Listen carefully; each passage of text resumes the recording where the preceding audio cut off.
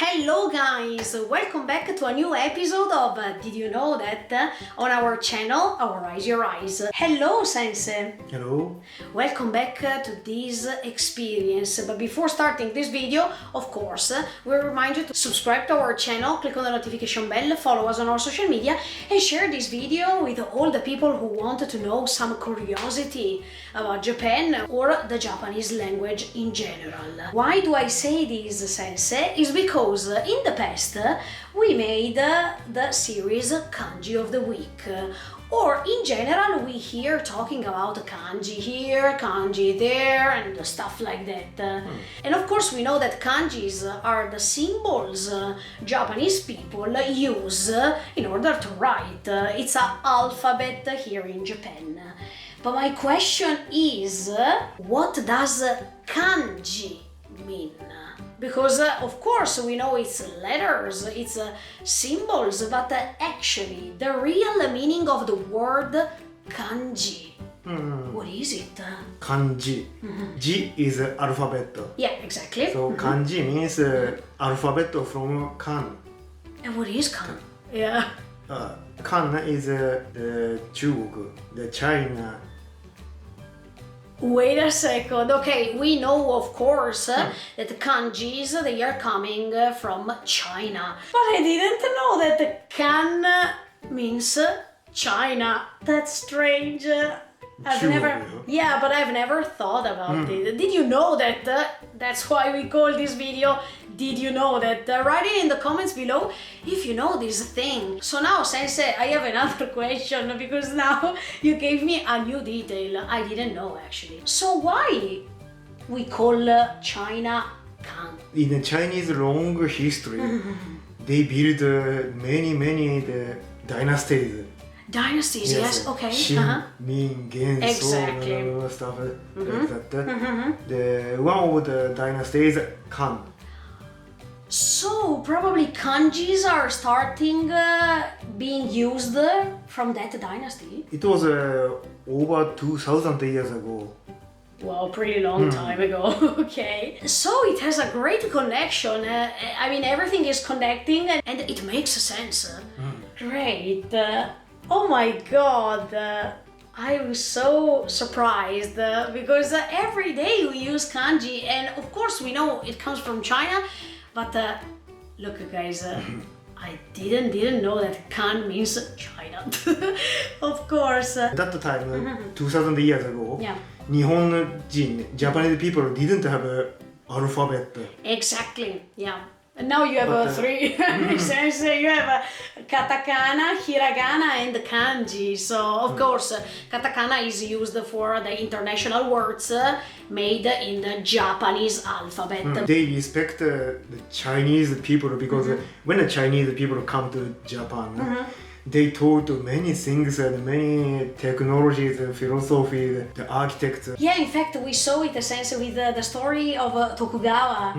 Because he also was really devoted to Chinese language, Chinese philosophy and stuff like that. So yeah, you're right.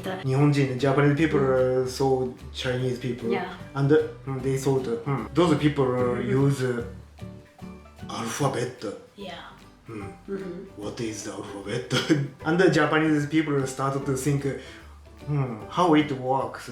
So they inherited this way of writing, let's say. And some 500 years after, Japanese people started to use or read or write kanji. Wow, but so I have another question. Before 2,000 years ago, how Japanese people, let's call them like this, because of course probably there was somebody else here in Japan and they were not called Japanese.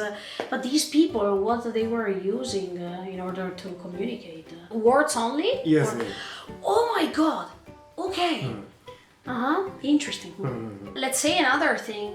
There is a totally different way of saying between the Chinese kanjis and the Japanese kanjis. I mean, a different pronunciation. So for example, sometimes it happens that you have the same word, but you read it differently, right? Yes. Wow, can you give me an example, amore? For example, Nihonjin, Japanese. Yeah. Yes, we can write in Japanese or we can write also in Chinese. Yeah. The same kanji. Exactly. 日本人。But the Japanese pronounce 日本人。Chinese pronounce even. It's totally different. Of course, we will put the kanjis here, guys, down below, so you will understand what the sensei means. Okay, really, really interesting. Thank you so much. But going back to the kan thing, do we have other examples in which we find the kan that means China or Chinese in this case? Yes, yes, I like that. It's a 漢方薬.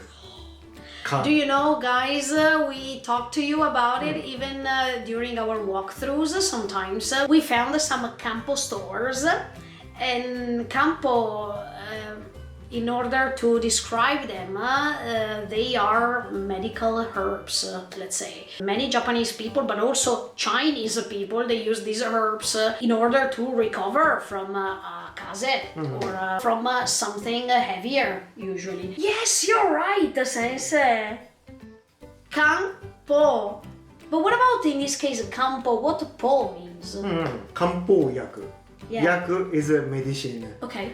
Po is from which side?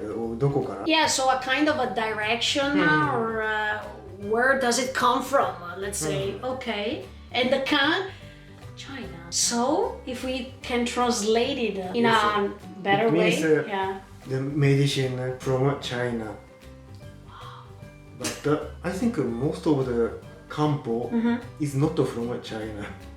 Wow. So, but let's say that originally speaking, they were coming from China, and then probably And even Japanese. Japanese people invent a new Kampo yak, Exactly. or they arranged it.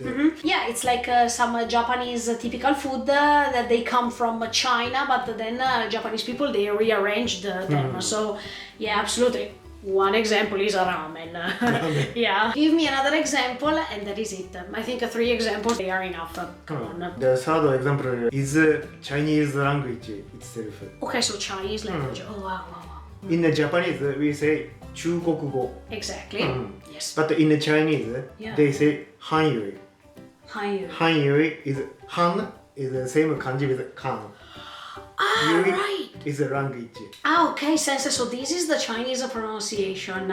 Okay, but let's say that sometimes also in Japanese you have the same kanji, but it happens that you can switch or you can change even the first letter, but the kanji is the same, even if the pronunciation is different.